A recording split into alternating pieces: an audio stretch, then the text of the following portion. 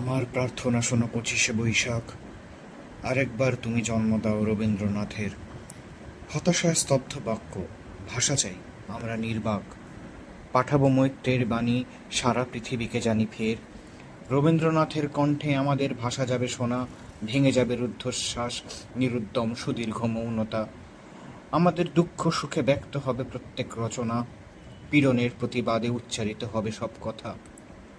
আমি দিব্যচক্ষে দেখি অনাগত সে রবীন্দ্রনাথ, দস্যুতায় দৃপ্ত কণ্ঠ বিগত দিনের, ধৈর্যের বাঁধন যার ভাঙে দুঃশাসনের আঘাত, যন্ত্রণায় রুদ্ধবাক যে যন্ত্রণা সহায়হীনের, বিগত দুর্ভিক্ষে যার উত্তেজিত তীব্র ভাষা, মৃত্যুতে ব্যথিত আর লোভের বিরুদ্ধে খরধার, ধ্বংসের প্রান্তরে বসে আনে দৃঢ় অনাহত আশা।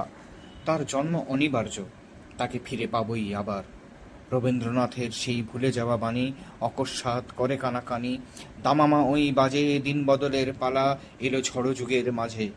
নিষ্কম্প গাছের পাতা, রুদ্ধশ্বাস অগ্নিগর্ভ দিন, বিস্ফারিত দৃষ্টি মেলে আকাশ, গতিরুদ্ধ বায়ু।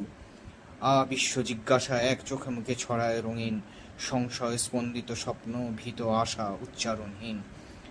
মিলে না উত্তর কোনো সমস্যায় উত্তেজিত স্নায়ু। ইতিহাস মোড় ফেরে পদতলে বিধ্বস্ত বার্লিন, পশ্চিম সীমান্তে শান্তি, দীর্ঘ হয় পৃথিবীর আয়ু। দিকে দিকে জয়ধ্বনি, কাঁপে দিন রক্তাক্ত আভায়। রাম রাবণের যুদ্ধে বিক্ষত এ ভারত জটায়ু, মৃতপ্রায় যুদ্ধাহত পীড়নে দুর্ভিক্ষে মৌন মুখ। পূর্বাঞ্চল দীপ্ত করে বিশ্বজন সমৃদ্ধ সভায় রবীন্দ্রনাথের বাণী তার দাবি ঘোষণা করুক। এবারে নতুন রূপে দেখা দিক রবীন্দ্র ঠাকুর।